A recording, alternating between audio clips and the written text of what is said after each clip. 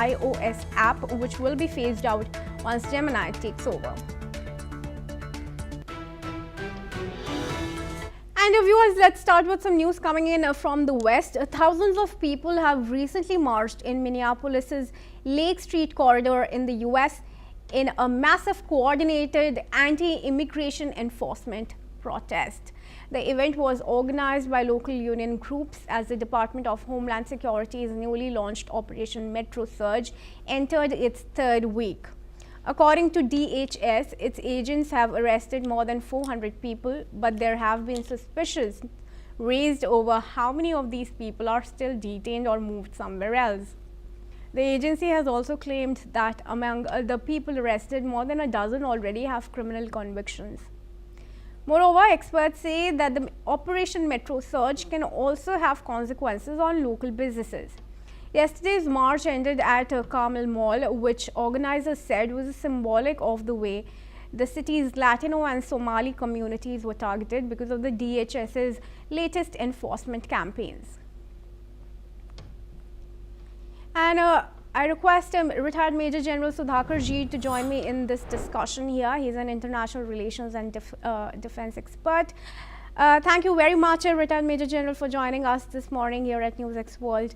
Now, of course, the anti-immigration campaign, the anti-diversity program curbs, the ICE raids, all of these are part of Trump's MAGA policy, Make America Great Again stance, which elected him to power.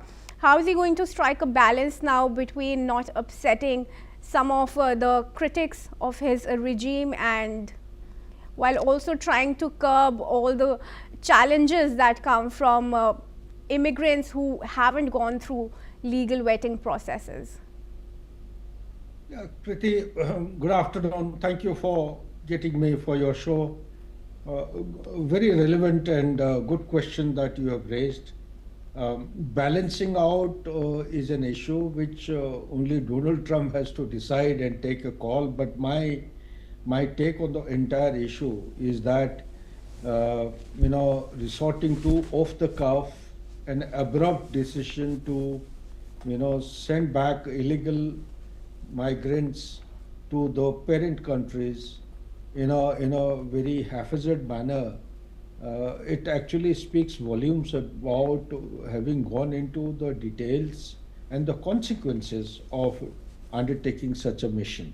While it may be good to Donald Trump and his team for the sake of the election manifesto that he had given during his campaigning, but a thing which has been building up for past several years, more than 100 years or 200 years, if somebody tries to remedy the challenges overnight, then it is definitely going to cause a lot of resistance.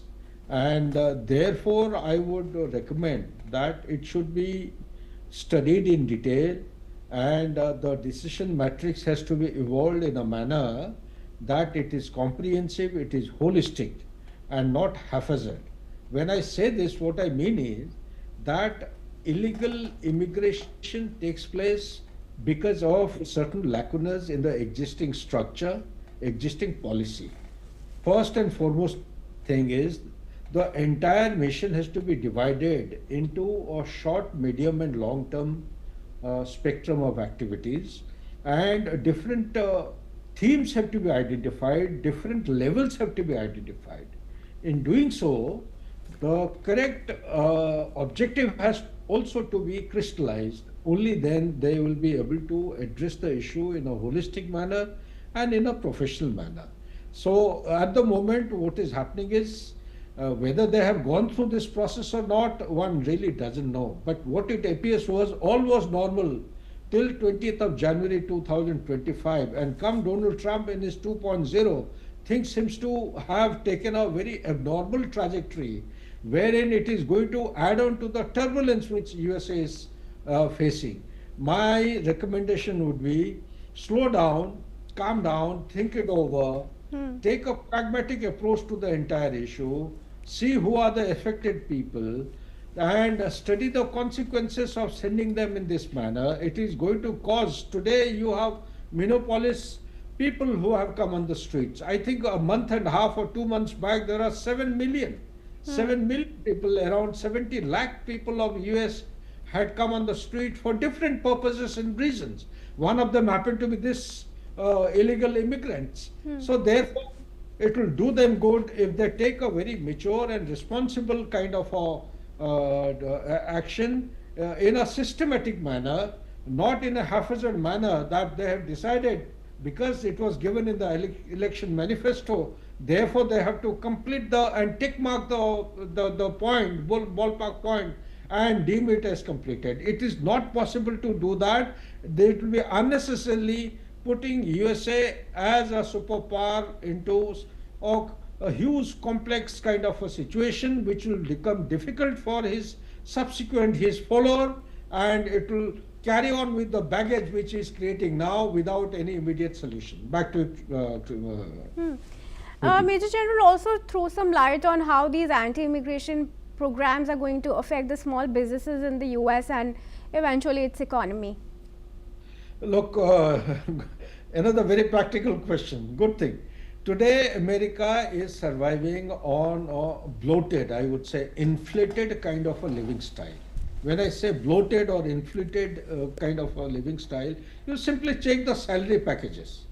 The salary package for a particular job, which is much, much lesser in countries like India and elsewhere in Southeast Asia and East Asia, it is almost triple the salary that these people are getting this side of the world towards Eastern Hemisphere when you compare with the USA. When they have that kind of a living standard, they will be dependent on a secondary and tertiary kind of people who support them in the domestic help, in the maintenance of, call it plumber, electrician, carpenter, blacksmith, or this small little work, and maintenance, housekeeping, transportation, taxi drivers, etc., etc. Who are the people manning this kind of job profile in USA? These are the immigrants. You go to the Bay Area and you interact. Every taxi driver, either he is from South Asia or the global South, or there are far and few who are from USA itself. And even if they are there, they are there for part-time job, or students particularly, when they are studying in university, they find some time for some extra earning, they add on to the bucks in your kitty, and they come and do the job of a taxi driver. That is for a very, very limited time. In fact, Sudhakarji, I'd like to interrupt you there. It's not just these small businesses.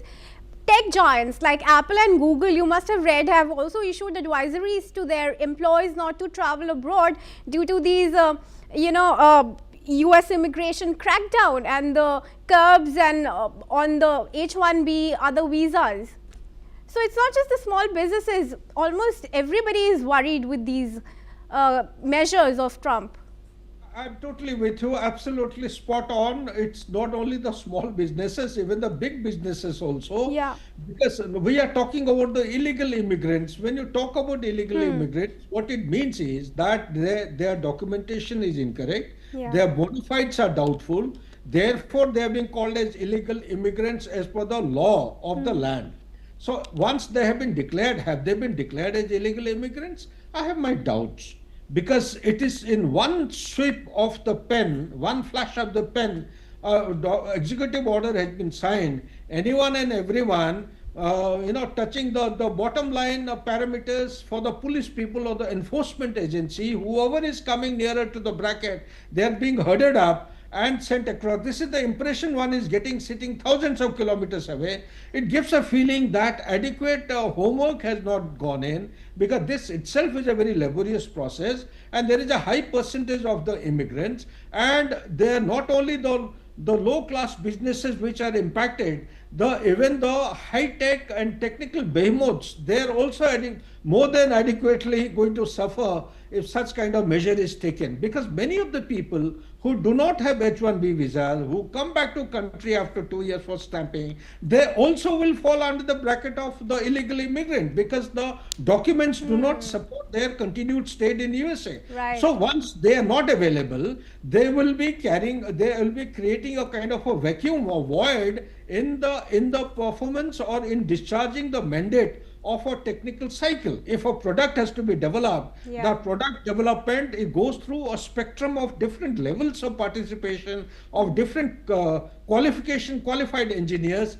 Some may be PhDs, some may be non-PhDs, some may have some practical experience on ground, some may be based on H-1B visa, some may have the green card holders. It's a conglomerate of different kinds of people. Amongst them, if you start pick and choose and start, singling out the H-1B visa, essentially, I personally feel it is basically to target the Indian community. I'm sorry I'm making this statement, but it is based on my assessment. Because China. 70% of the people in USA, the illegal immigrant they're talking of, or the immigrants they're talking of, or the Indian diaspora, they belong to India.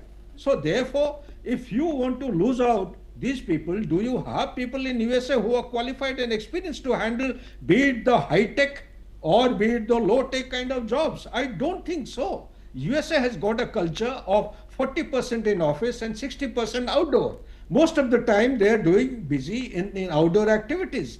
Do they have that kind of temperament and focus and resolve to go in for these research-oriented developmental activities? They are the pioneers of all the technical supreme products which are being produced in the world. Well, Sudhakarji, I'm sure even Trump and his administration is aware of that, at least.